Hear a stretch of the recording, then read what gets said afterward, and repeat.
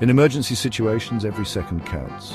Knowing what to do and what not to do can make all the difference. Unfortunately, many common first aid practices are based on myths and misconceptions that can actually do more harm than good. These myths often stem from outdated information or well-meaning but misguided advice passed down through generations. While some of these practices might seem harmless, they can have serious consequences, delaying proper treatment or even worsening the injury. That's why it's crucial to separate fact from fiction and equip yourself with accurate first aid knowledge. By understanding the truth behind these myths, you can provide safe and effective care for yourself and others in times of need. One common myth is that applying butter to a burn can soothe the pain and promote healing. In reality, butter can trap heat, intensifying the burn and increasing the risk of infection. Similarly, many people believe that rubbing alcohol on a fever will help bring the temperature down. However, alcohol can be absorbed through the skin, leading to alcohol poisoning, especially in children.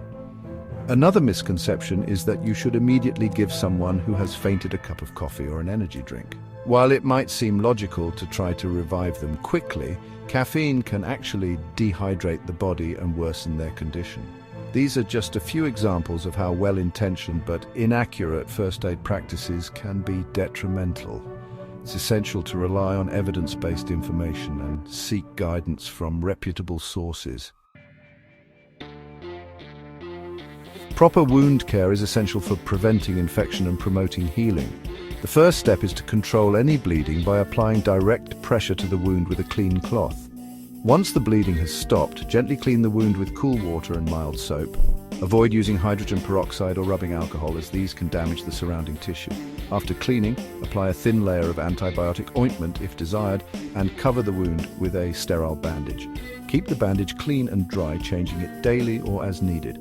If you notice any signs of infection, such as redness, swelling, pus, or increasing pain, seek medical attention immediately. Fevers are a natural response to infection and often indicate that the body is fighting off illness. While a high fever can be uncomfortable, it's important to remember that fever itself is not the enemy.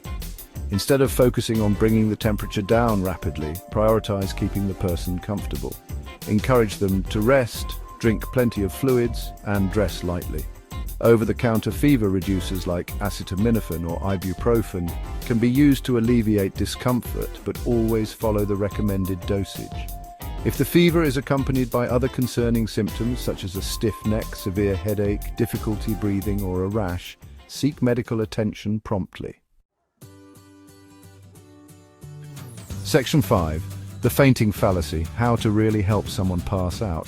Fainting occurs when there is a temporary decrease in blood flow to the brain. If someone faints, gently lower them to the ground and ensure they are lying flat. Elevate their legs about 12 inches to help improve blood circulation to the brain. Loosen any tight clothing around their neck or waist. Check their airway to make sure they are breathing normally. If they are not breathing or have no pulse, begin CPR immediately and call for emergency medical services. Once the person regains consciousness, allow them to rest quietly and offer them a sip of water if they are alert and able to swallow. Section 6.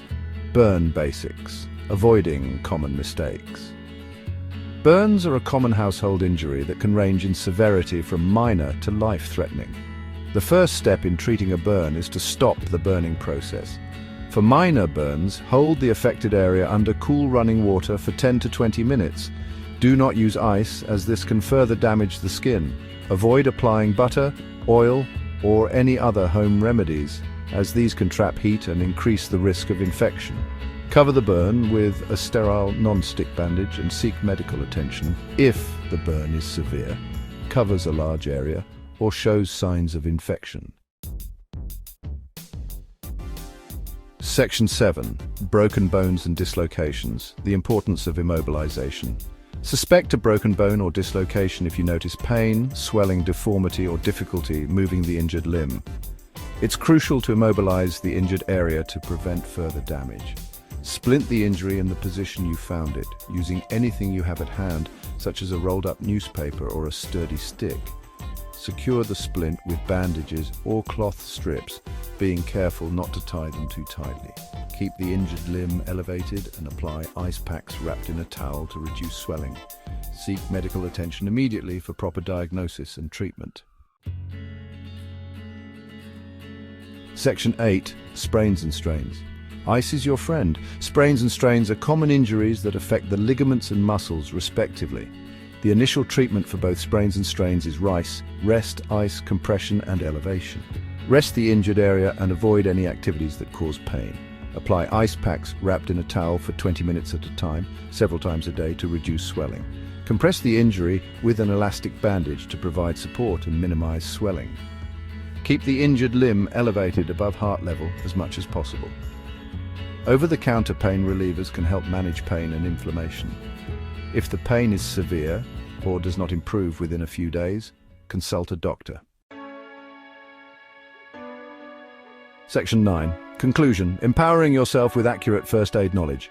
In conclusion, knowing accurate first aid information is essential for responding effectively to emergencies. By debunking common myths and understanding evidence-based practices, you can provide safe and appropriate care for yourself and others. Remember, first aid is not a substitute for professional medical attention. Always seek guidance from qualified healthcare providers for serious injuries or illnesses. By staying informed and prepared, you can make a difference in critical situations and potentially save lives.